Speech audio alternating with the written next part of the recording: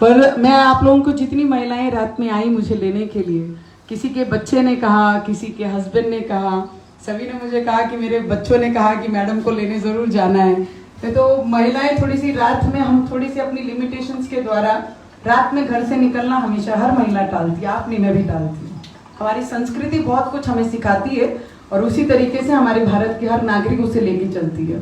पर मैं आप लोगों के कष्ट के लिए, मेहनत के लिए इतना कहूंगी, कोई भी क्षेत्र रहा, अगर आपका डेडिकेशन, आपकी ईमानदारी उस क्षेत्र के प्रति अगर अच्छी है तो आपको रोकने वाला कोई भी नहीं है। जिसने भी, ये प्रैक्टिकली बात बहुत जरूरी है, मैं महिला अकेली बहुत कुछ कर सकती हूँ, पर पुरुष के बिना मैं भी अकेली कुछ नहीं कर सकती। ये बात जिसने समझी वही आगे बढ़ सकता है। पुरुष हमारी परछाई के जैसा हमारे साथ हमेशा हमारे पीछे खड़ा रहता है। आज की इंडिपेंडेंट लड़कियां बहुत ज्यादा सपनों में रहती हैं कि नहीं, पैसा ही सब कुछ है, पैसा बहुत कुछ है, मैं भी मानती हूँ, पर परिवार और जीवन साथी उससे बहुत ज्यादा है, जिसे लेकर हमने अपनी जिंदगी में काम करना चाहिए।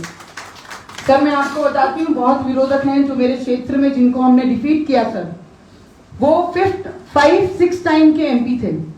वो अटल जी के टाइम पे मंत्री रह चुके हैं केंद्र में। उनके सामने उनके बच्चे से भी उम्र कम है मेरी, उनके बेटे की भी उम्र से कम की उम्र है मेरी, पर जब लड़ी मैं तो अपनी लेवल कभी नहीं छोड़ी, अपनी मर्यादा मैंने कभी नहीं छोड़ी।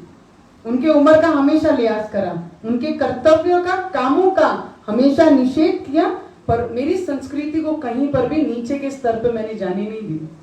मैंने हमेशा हमारे बुजुर्ग, हमारे बड़े, हमारे आदरणीय करके उनको हमेशा स्टेज पे बोला, यस। उनके कामों का विरोध जरूर किया, पर मेरी संस्कृति का नहीं किया उन्होंने। तो ये चीजें हमेशा याद रखनी चाहिए। काम के चक्कर में अपनी संस्कृति, अपनी महिला होने का प्राइड, ये कहीं मिस नहीं होना देना चाहिए। महिला बचाओ, बेटी पढ़ाओ का जब नारा लगा और महिला दिवस पे जब हमें सर ने टाइम दिया संसद में, मैंने कहा कि मैं मेरे परिवार में अनवांटेड चाइल्ड हूं। यस, क्योंकि ऑलरेडी बड़ी बहन थी, बेटा चाहिए था, मैं ऐसी थी। ये आप लोगों के साथ इसके लिए शेयर करना चाहती हूँ कि ये चीजें बहुत समझना जरूरी है। जो अनवांटेड चाइल्ड था मेरे पूरे परिवार में, आज वो अनवांटेड चाइल्ड ने नाम बना दिया परिवार का, जिसके लिए हॉस्पिटल तक पहुंच गए, पर डॉक्टर का एक्सीडेंट हो गया करके मैं बच गई। तो ये चीजें बहुत जरूरी है। महिला जब प्रेगनेंसी में मां रहती है तब से हम संघर्ष करते हैं और आखिरी सांस तक हमें संघर्ष का सामना करना पड़ता है। तो ये चीज हमेशा याद रखना कि आज मैंने ये हासिल कर लिया तो कल संघर्ष खत्म हो गया, नहीं।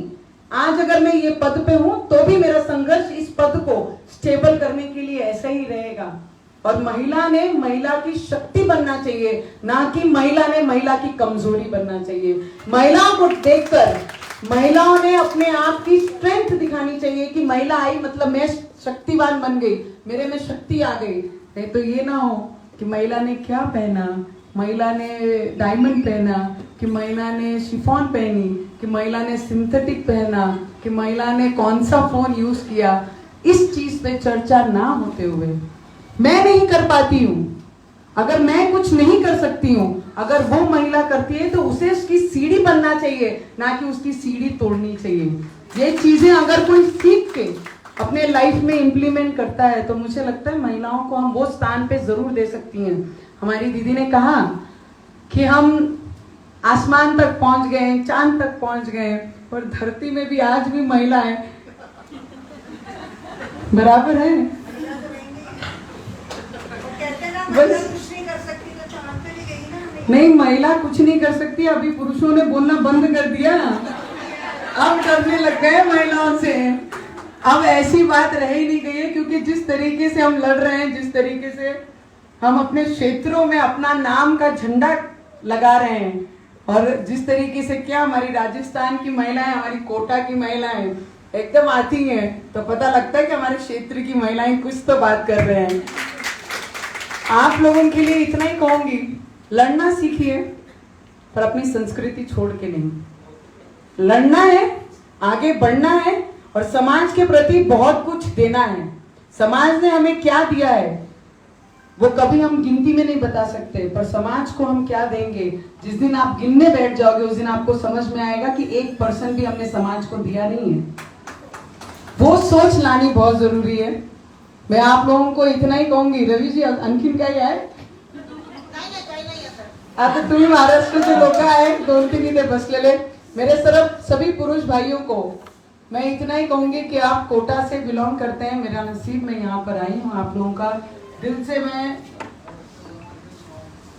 आप लोगों का बहुत बहुत धन्यवाद करूंगी। पर महाराष्ट्र में अगर आप हमारी राजनीति देखोगे, हम तो अपक्ष हैं, इंडिपेंडेंट लोग हैं, विधायक हैं, तीसरे टाइम के विधायक हैं, सीनियर विधायक हैं महाराष्ट्र के। और मैं तो 3 साल हुई हूँ, मैं तो बहुत जूनियर हूँ, मैंने तो अभी चलना भी शुरू नहीं किया राजनीति में। इस स्तर पे, इस लेवल पे मैं हूँ, पर जिस तरीके से मैं लड़ती हूँ, जिस तरीके से मैं अपनी आवाज रखती हूँ, और वहां पर 1 वर्सेस ऑल हो जाते हैं, हम अकेले और हमारे विरोध में सब। पर मेरी ईमानदारी मेरे लोगों के प्रति हमेशा उसी डेडिकेशन के साथ रहेगी। 1 वर्सेस ऑल भी रहे, जितना भी विरोध करना वो कर लें, पर मैं अपनी ताकत, अपनी मजबूती और अपनी ईमानदारी मेरे लोगों के प्रति कभी पीछे हटने नहीं दूंगी। उसके लिए भले 14 दिन नहीं, और जिस वजह से मुझे 14 दिन जेल में डाला गया, मैंने उन्हें जेल से बाहर आने के बाद एक ही आह्वान किया, 14 दिन मेरी शक्ति को कम करने के लिए। 14 दिन आपको पूरे नहीं पड़ेंगे, 14 साल भी मुझे अंदर आप डालोगे तो हनुमान चालीसा पढ़ना और श्री राम का नाम लेने से मुझे कोई पीछे नहीं हटा सकता। मैंने खुले आम तो मुख्यमंत्री को आह्वान देने के लिए बहुत बड़ी ताकत लगती है। हम बहुत छोटे लोग हैं, बहुत ईमानदारी से काम करते हैं और बहुत ईमानदार हैं। मुझे लगता है अगर हम करप्टेड होते तो आज तक हम दूसरे केस में मुख्यमंत्री हमें जेल में डाल देते। अगर ईमानदारी है, रवि जी ने ऐसा संघर्ष जीवन में किया है, उन्होंने किया, अपनी पिछली पुरानी चीजें कभी जिंदगी में भूलना नहीं चाहिए। अगर जो पुरानी चीजें भूलता है उसे भगवान भी उस प्रेजेंट चीजों को भुला के फिर पीछे ले जाता है।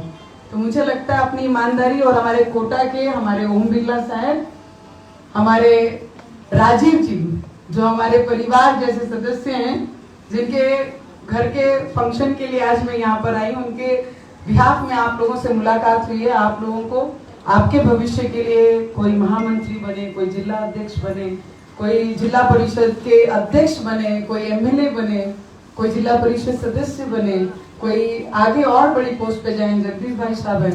मैं आप लोगों को सिर्फ इतना ही कह सकती हूँ, डेडिकेशन की वजह से मैं यहाँ पर हूँ। आप तो एक पार्टी के नाम पे पदों पे बैठे हैं, सिर्फ थोड़ी सी मेहनत, डेडिकेशन कीजिए, आपको जो चाहिए आप जीवन में वो बन सकते हैं। इतनी भी श्योरिटी आपको दे सकती हूँ, हर चीज possible, everything is possible in life. सिर्फ मैंने सोचना चाहिए, बस इतना ही आप लोगों से कहूंगी। और रोटरी क्लब के चैम्बर में आज हमारा यहाँ पे कार्यक्रम रखा है, उनका भी दिल से बहुत बहुत धन्यवाद करूंगी। रोटरी क्लब के सभी लोग हमारे अमरावती क्षेत्र में भी बहुत अच्छे से काम करते हैं, आम लोगों के बीच में वो हमेशा रहते हैं, उनकी मदद करते हैं, छोटे छोटे घर से लेकर उनके हॉस्पिटल्स के नीड से लेकर महिलाओं को, विधवाओं को सपोर्ट करने से लेकर 8वीं में जब मैंने काम करने शुरू किया तब से लेके अब तक 30% मेरी कमाई का मैं हमेशा विधवा महिलाओं को मदद करती हूँ। और जितने भी स्कूल में पढ़ने वाले बच्चे हैं जिनके पेरेंट्स नहीं है, उनको भी शिक्षण में छोटे बच्चे जो रहते हैं उन्हें मदद करती हूँ। जब मदद करना शुरू की थी तब मुझे खुद को समझ नहीं थी कि क्या है करती, तब से आज तक कंटिन्यू मैं मदद करती हूँ। और जितने भी शहीद होते हैं हमारे जवान बॉर्डर पे, मेरी जितनी भी मानदान हमें सरकार के तरफ से मिलता है मेंबर ऑफ पार्लियामेंट बनने के बाद, वो सरकारी पैसा एक भी खुद के पर्सनल यूज के लिए कभी नहीं ली जाती है। क्या तो ऐसे कई परिवार हैं जिनको सरकार का योजना का लाभ हम नहीं दे सकते हैं, ऐसे परिवारों को मैंने घर बना के दिया है। और जो परिवार के मुखिया जो बॉर्डर पे हमारे सैनिक शहीद हुए हैं, उनके परिवार को, उनके बच्चों के भविष्य के लिए उनको पैसे की मदद करके मैं वो पैसे का यूज सिर्फ इन कार्यों के लिए करती हूँ, ना कि मैं खुद के पर्सनल कार्यों के लिए करती हूँ। तो ये सब योगदान, आप किस दिन आप किससे कैसे मिले थे वो लोग याद नहीं रखते हैं। आपने मिलने के समय क्या पहना था वो लोग याद नहीं रखते हैं, आपने किस तरीके से वो व्यक्ति के साथ व्यवहार किया था आपको लोग उस तरीके से पहचानते हैं। तो वो चीज रखना बहुत जरूरी है। और बस इतना ही कहूंगी, आप लोगों ने मुझे यहाँ बुलाया, आपके बीच में आप लोगों के साथ मिलने का मौका दिया, हमारे बिरला साहब को, जो मेरे बहुत ही, एक तो होता है रवि जी मैं नहीं मानते तुम्हारा, एक होता है कि पद के सामने झुकना और एक होता है कि उस व्यक्ति का रिस्पेक्ट करके झुकना। उसमें हमारे ओम बिरला साहब आते हैं कि रिस्पेक्ट से उनके सामने अपने आप अपनी गर्दन झुक के उनका नमस्कार करके उनका आशीर्वाद देते। वैसे हमारे ओम बिरला साहब हैं, आपका नसीब है कि ओम बिरला साहब हमारे कोटा के स्पीकर भी है और पार्लियामेंट भी है यहाँ से। बस इतना ही कहूंगी और बहुत बहुत धन्यवाद सभी का करूंगी। Thank you so much.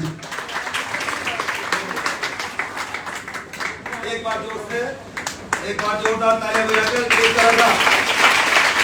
बहुत लंबे समय से राजनीति करते हुए बहुत लोगों के अभिमान